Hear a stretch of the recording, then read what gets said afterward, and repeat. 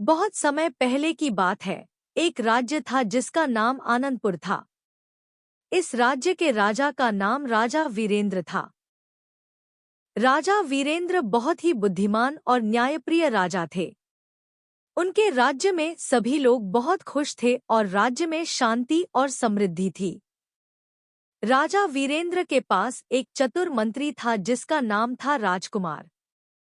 राजकुमार बहुत ही समझदार और ईमानदार व्यक्ति था और राजा का सबसे भरोसेमंद सलाहकार था। राजा वीरेंद्र और राजकुमार की जोड़ी ने राज्य को बहुत ही सफलतापूर्वक चलाया। एक दिन राजा वीरेंद्र ने राजकुमार से कहा, हमारे राज्य में सब कुछ बहुत अच्छा चल रहा है, लेकिन मुझे हमेशा यह चिंता रहती है कि कहीं कोई हमारे राज्य को नुकसान न पहुंचाए। हमें हमेशा सतर्क रहना चाहिए और राज्य की सुरक्षा के लिए नई योजनाएं बनानी चाहिए। राजकुमार ने राजा की बात मानी और राज्य की सुरक्षा को और भी मजबूत करने के लिए नई योजनाएं बनाने लगा। उसने राज्य की सीमाओं पर सुरक्षा बलों को बढ़ा दिया और राज्य के अंदरूनी हिस्सों में भी सुरक्षा की व्यवस्था की। राजकुमार ने राज्य के लोगों को भी सुरक्षा के उपायों के बारे में जागरूक किया और उन्हें सिखाया कि कैसे वे खुद को सुरक्षित रख सकते हैं। एक दिन राज्य में एक अजीब घटना घटी। राज्य के मुख्य बाजार में एक व्यापारी ने शिकायत की कि उसके सारे सोने के सिक्के चोरी हो गए हैं। यह सुनकर राजा वीरेंद्र और राजकुमार बहुत चिंतित हुए। राजा ने तुरंत राजकुमार को इस मामले की जांच करने का आदेश दिया। राजकुमार ने मामले की गहराई से जांच शुरू की। उसने बाजार के सभी दुकानदारों और ग्राहकों से पूछताछ की, लेकिन उसे कोई सुराग नहीं मिला। तब राजकुमार ने एक चतुर योजना बनाई। उसने घोषणा की कि अगले दिन सभी राज्य के लोगों को राजा के दरबार में आना होगा और एक विशेष जांच की जाएगी। यह घोषणा सुनकर सभी लोग दरबार में एकत्रित हो गए। राजकुमार ने सभी लोगों को एक-एक करके दरबार में बुलाया और उनसे कुछ सवाल पूछे। जब एक व्यक्ति की बारी आई, तो राजकुमार ने उससे कहा, तुम्हें सच बताना होगा, क्योंकि जो भी झूठ बोलेगा, उसकी पहचान हो जाएगी। यह सुनकर व्यक्ति घबरा गया और उसने स्वीकार किया कि वही चोर था। राजकुमार की चतुर योजना ने चोर को पकड़ने में मदद की और राज्य के लोगों ने उसकी बुद्धिमानी की तारीफ की। राजा वीरेंद्र ने राजकुमार की तारीफ की और उसे राज्य का मुख्य सुरक्षा अधिकारी नियुक्त किया। राजकुमार ने अपनी जिम्मेदारी को बखूबी निभाया और राज्य की सुरक्षा को और भी मजबूत किया।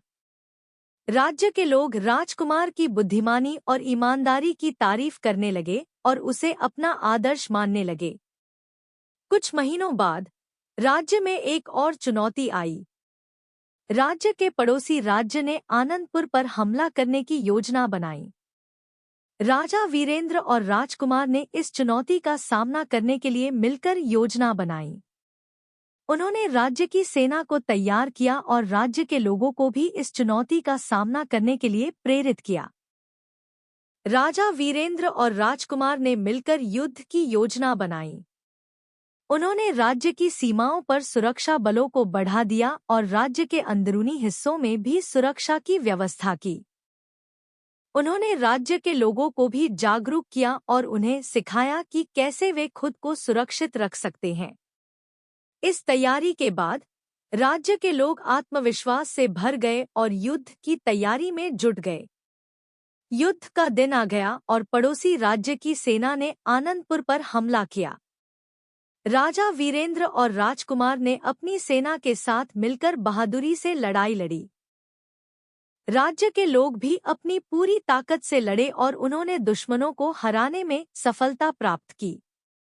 युद्ध के बाद राजा वीरेंद्र ने राज्य के लोगों को धन्यवाद दिया और उनकी बहादुरी की तारीफ की।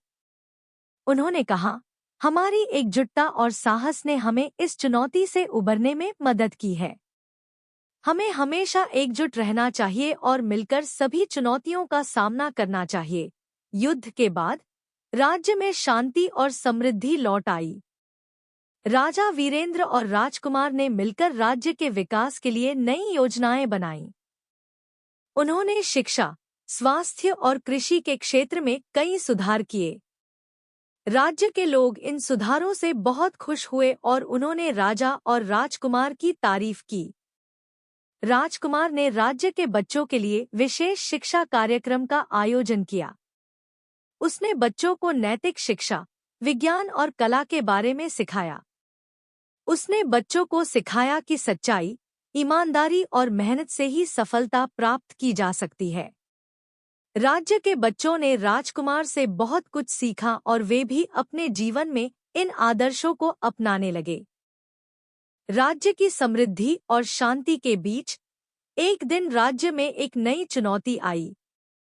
राज्य के मुख्य नदी में पानी की कमी हो गई और राज्य के लोग पानी की समस्या से जूझने लगे। राजा वीरेंद्र और राजकुमार ने इस समस्या का समाधान ढूंढने के लिए मिलकर काम किया। राजकुमार ने राज्य के जल संसाधनों का गहराई से अध्ययन किया और पाया कि नदी के स्रोत पर कुछ रुकावटें हैं। उसने अपने विशेषज्ञों की टीम के साथ मिलकर इन रुकावटों को हटाने का काम शुरू किया। उन्होंने नदी के स्रोत को साफ किया और पानी के प्रवाह को बहाल किया। इस प्रयास से राज्य के लोगों को पानी की समस्या से राहत मिली और वे बहुत खुश हुए। राजा वीरेंद्र ने राजकुमार की तारीफ की और कहा, तुम्हारी बुद्धिमानी और मेहनत ने हमारे राज्य को एक और संकट से उबारा है। हमें तुम पर गर्व है। राज्य के लोग भी राजकुमार की तारीफ करने लगे और उसकी बुद्धिमानी और मेहनत की प्रशंसा की। राजा वीरेंद्र और राजकुमार की जोड़ी ने राज्य को समृद्धि और शांति की ओर ले जाया। उनकी सच्चाई, ईमानदारी और बुद्धिमानी ने राज्य के लोगों को प्रेरित किया और उन्हें एकजुट किया। राज्य के लोग अपने राजा और मंत्री की तारीफ करते नहीं थकते और उनकी कहानी को हमेशा याद रखते। राजा वीरेंद्र और राजकुमार की यह कहानी सिखाती है कि सच्चाई, ईमानदारी और बुद्धिमानी हमेशा फल देती है और हमें हमेशा इनके मार्ग पर चलना चाहिए। यह एक शिक्षाप्रद और प्रेरणादायक कहानी है जिसमें बच्चों को सच्चाई, ईमानदारी और मेहनत का महत्व समझाया गया है। हमें हमेशा सच्चाई के मार्ग पर चलना चाहिए और दूसरों को भी प्रेरित करना चाहिए।